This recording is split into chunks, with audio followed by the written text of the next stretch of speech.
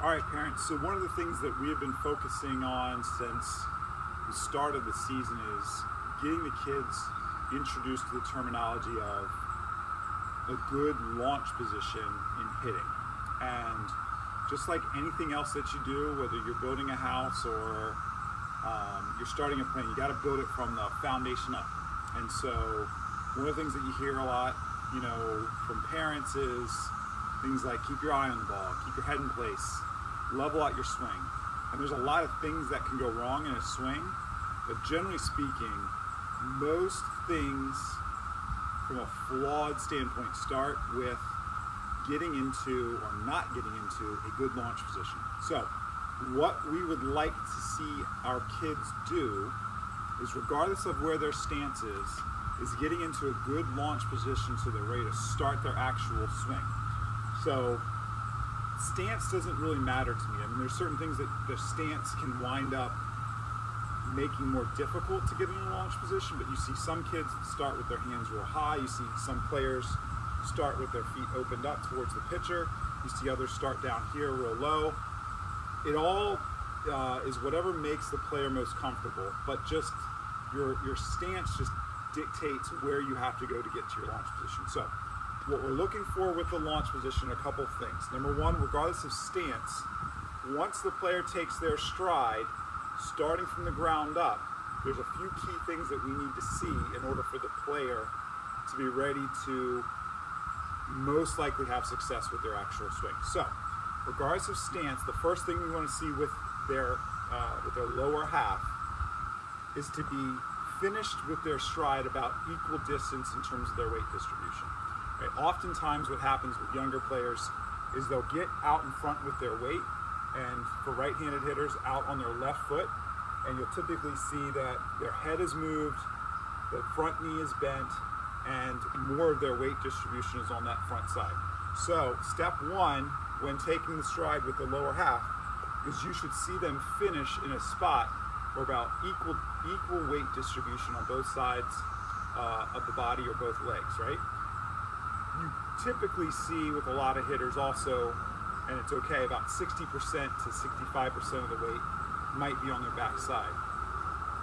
Putting too much pressure on the backside can cause problems with the swing. So what we don't want to see is for someone to finish their stride and for their head and for their body weight to be too far back, and what you typically would see would be a leaning position. So what we want to see is the player take a stride, and some kids like to kick their feet up, some people take a small stride.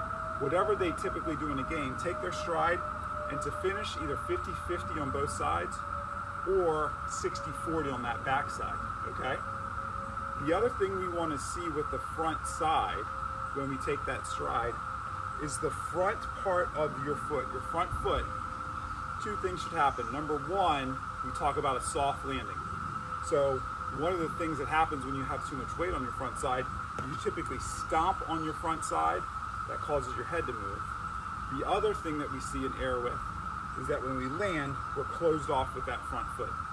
You want the front foot to almost point towards first base if you're a right-handed hitter.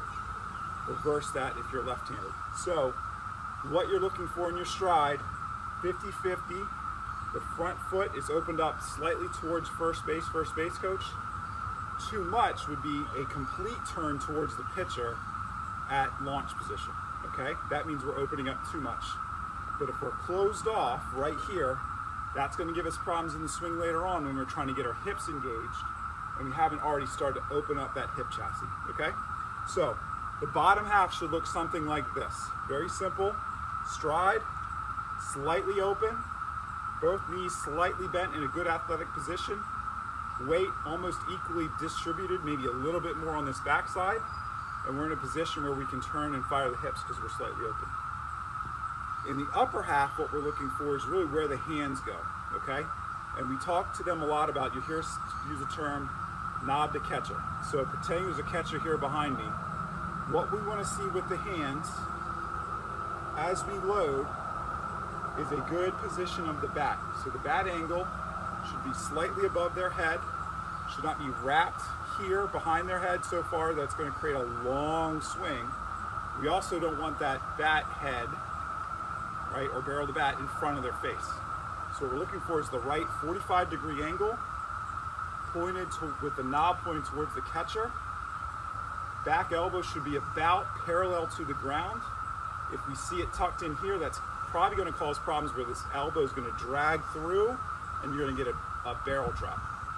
Okay, so what we want to see is at the same time that you're taking that front stride, you're going to see knob to catcher and see that back elbow and back part of your upper arm parallel to the ground. So what you can do with your player is simply have them get into their stance, say stride to launch, and check where they're at. Okay, are they about 50-50? Is the front foot slightly opened? Typically, I like to give an indicator that the weight should really be on the front part of their foot, right? And then you've got knob to catcher, that back elbow up, and now you're ready to fire off through the swing. This is launch position, okay? So you can do this, do 25 of them each day, and simply get them into a good launch position and give them checkpoints. Launch position. Launch position. And you can do it at home, inside. If it's raining, you can do it with a wiffle ball bat. It does not have to be the regular bat if you don't feel like risking getting your TV or your windows shattered. Simply launch position. All you're doing is checking to see, are they in the right angles? Are their body weights equally distributed? And that means that they're then going to be ready to fire through the hitting zone to hit a baseball. Okay? So if you do this 25 times a day, it simply gets them in the best position to have success once they start their swing.